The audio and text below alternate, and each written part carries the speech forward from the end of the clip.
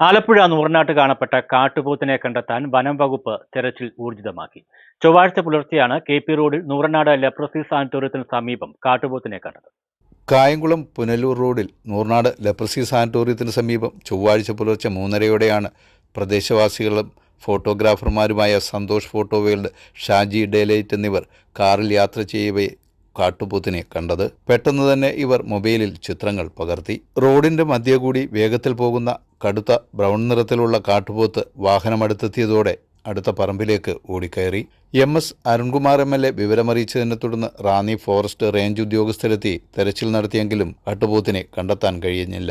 ചിത്രങ്ങൾ പരിശോധിച്ച വനപാലകർ കാട്ടുപോത്തിന്റെ സാന്നിധ്യം സ്ഥിരീകരിക്കുകയും ചെയ്തു.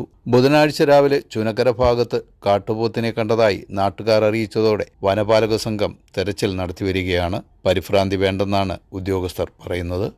News bureau, Charummood.